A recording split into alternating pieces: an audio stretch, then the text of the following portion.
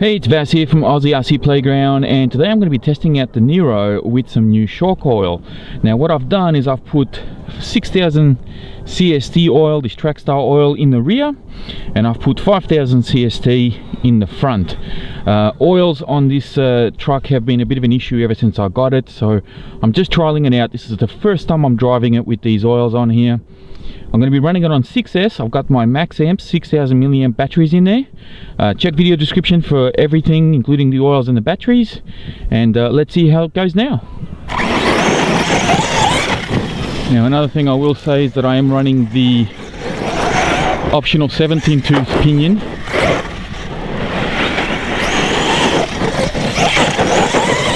And I'm currently running with my center diff locked, so I may actually change that. Oof. Let me just unlock it. Alright, here we go.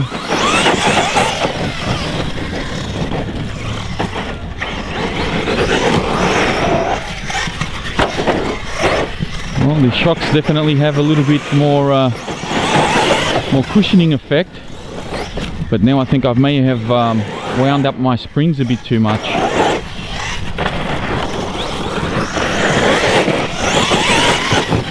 Definitely better than it was, at least from what I remember it. It has been a long time since I've driven this truck. And yes, I am running the stock tyres. I could be running the other tyres that I tested out last time, which were the ones off my rival, but I kind of want to get a bit of a baseline with these tyres and just see how it's performing as it was, you know, compared to stock. Whoop, whoop, whoop. Damn.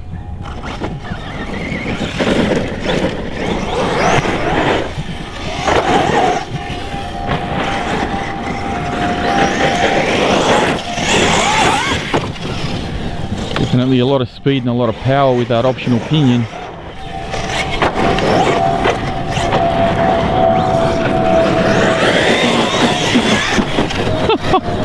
Oh, not again! Oh, I took it too hard.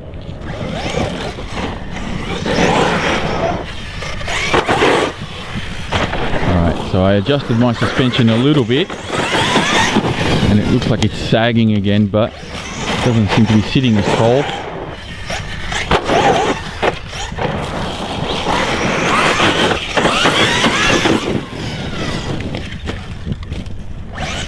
We're good.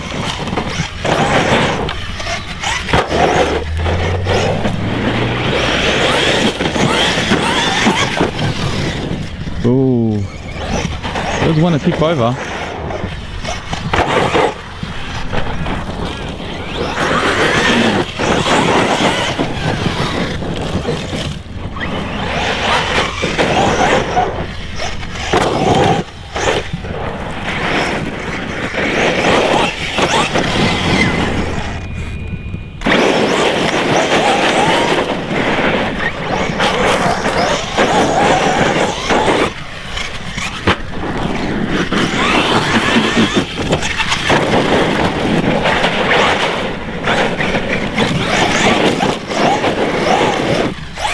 Oh!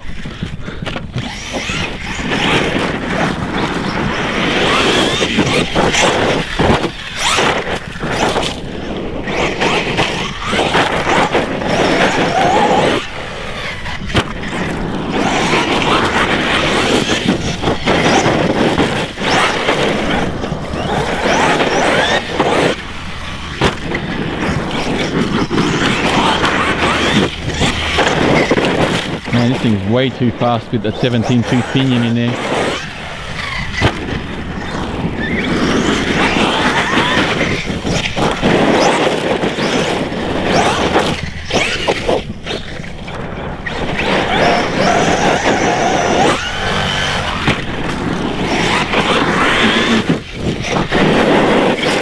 Why not? Backflip off that jump because we can.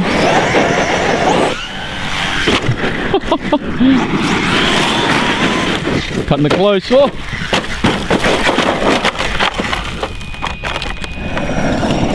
something to look forward to. Race wars with an X-Max. A friend of mine's got one of those. But back to the Nero.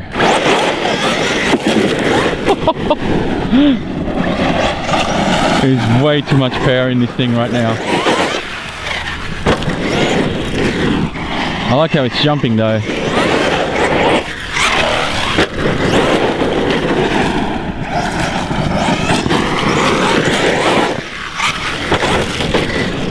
Those tyres are copping an absolute pounding.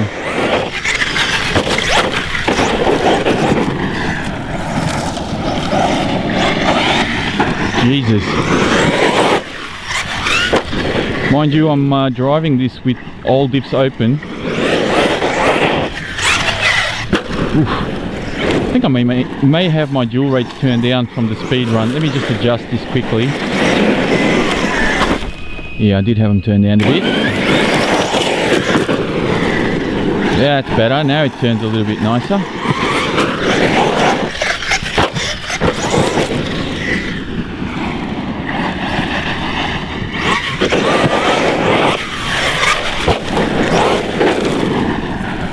Suspension's not quite right, but it's a hell of a lot better than it used to be.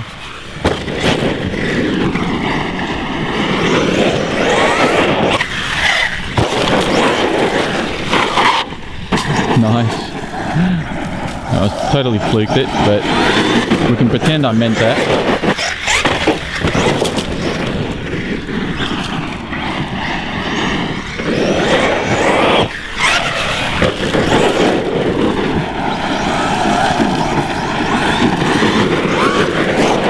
There's just so much slippage going to the front at the moment. Let me lock the center diff.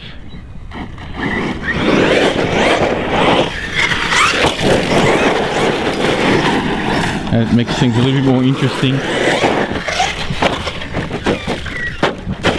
No.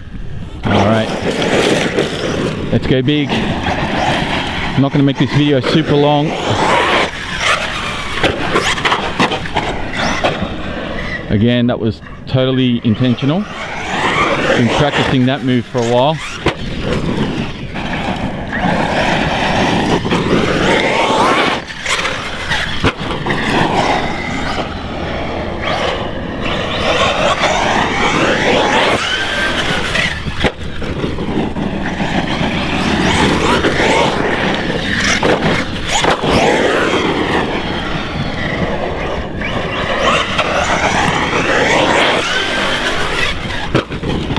Nice. Oh, is this the first time that my battery tray has opened up? It is. That's the first time my battery tray has come open. There it is there. Alright, let's see if we can close that back up. Good to go.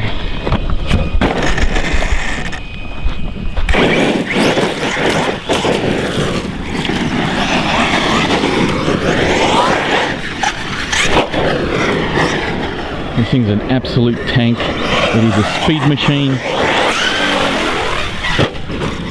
And what an amazing RC it is.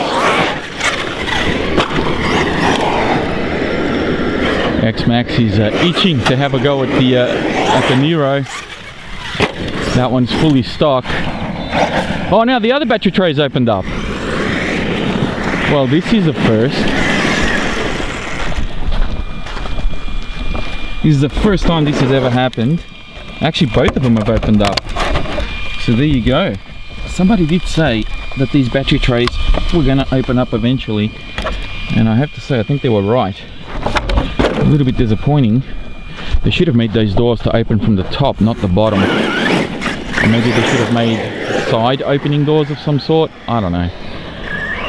Or maybe they just need a better latch. Because, I mean, I've jumped this thing dozens of times and they never come off. Unless it's the weight of the batteries, those 6,000 milliamp max amps could potentially be, oh, right on the bumper. It's alright, she's good. Those 6,000 milliamp max amps could be weighing a little bit too much. But man, with the 17 tooth pinion on 6S, the Nero just delivers.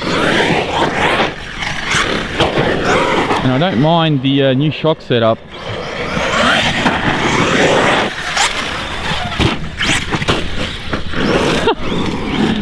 There's just so much power in this car.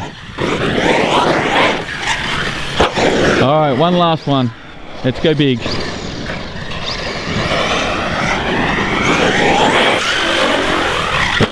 Boom.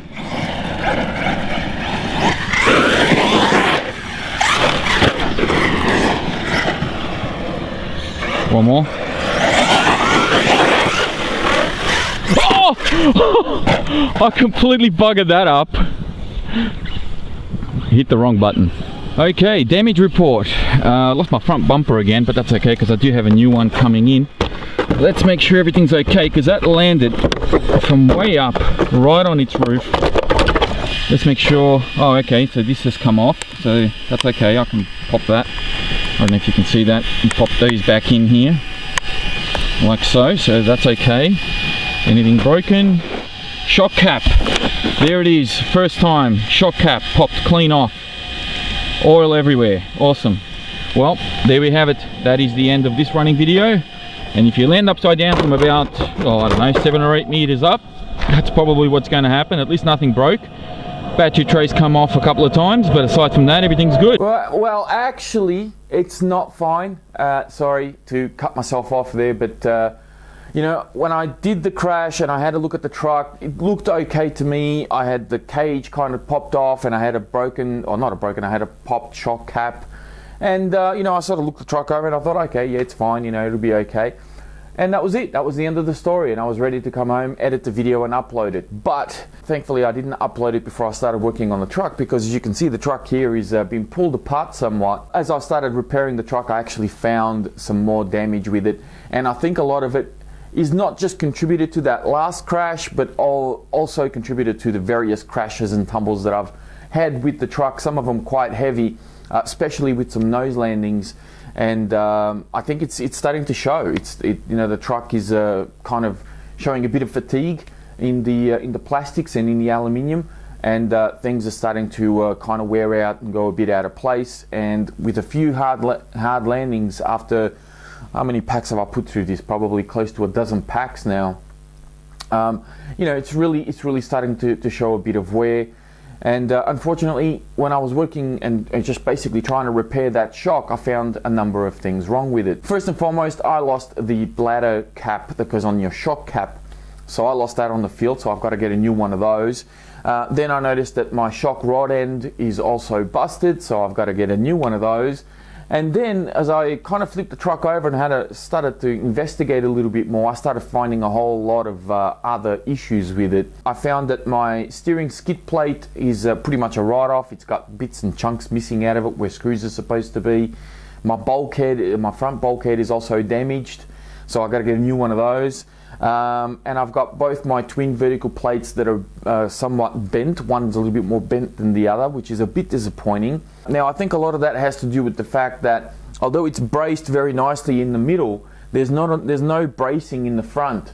So I think that's something that perhaps ARRMA need to look at just to strengthen the front end. It doesn't have to be anything major, just needs something to go from one end of the plate to the other at the front end, because the only thing holding it together at the front is essentially plastic. Now, you take enough front-on hits, you take enough front-end hits, and the front bulkhead kind of pushes through the actual plates and opens them up, and I think that's what's happened here.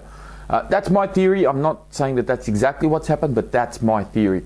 And given that this is a big, heavy truck, I mean, it's 1/8 scale, but it's a really heavy truck. When you do take a nose landing, even though nothing shows that it's broken, you're starting to put a lot of stress and a lot of, you know, kind of, I hate to use this word again, but just fatiguing the plastics and the aluminium and everything, just wearing things in. And eventually, well, the twin vertical plates will kind of open up a little bit like that. Now, one of the biggest problems that I found with it was also the motor casing coming off the motor. Now I'm hoping that I can just slide this guy back in, tighten the screws, and everything's good to go. But if it's not, well, you know, I'll definitely be contacting ARRMA or Hobbyco and seeing what they can do there, because yeah, that shouldn't happen unless you take a direct hit to the motor. The motor is encased inside the truck. There is nothing that can touch the motor other than dust and the odd debris. No matter what crash you have, the way that this motor is housed in there, it's not going to be touched. For the casing to pop off like that, I don't think that's right. I've never seen a motor do that before. So I mean, it must have been either a huge impact, or it's a fluke thing, or maybe, I don't know. I don't think it should happen personally. I mean, maybe you guys can prove me wrong. But that's just my theory on it. Now I've already got all the plastics that I needed. I've got them coming in. I actually placed an order with Towel Hobbies last night, and yes, I did pay for it myself. This was not a handout or anything. I do have other bits and pieces coming in from Hobbyco directly, but the damage that I caused here, I'm actually repairing. I will be straightening out my twin vertical plates, hopefully getting this guy back together soon as the rest of the parts come in, and you know, I'll have it running again. So the next time you see the ARRMA Nero will probably be either during review time, or it may actually be maybe doing some upgrades, because I've got a couple of upgrade parts coming in, which I won't say just yet what they are, but hopefully you'll see them in the future as well. Either way, the next time you see it, it won't be in bits like this. It'll be in much better condition and ready to go. But that is it for this running video, guys. Thank you very much for sticking around till the end. If you're new here, please be sure to subscribe. Don't forget to give the video a thumbs up if of course you liked it. And check out the video description for more information on the batteries that I used on the truck, previous videos of the truck as well, and a link to my Facebook page, which of course will keep you a few steps ahead of what goes on here on YouTube. Thank you all very much for watching, and I'll speak to you next time.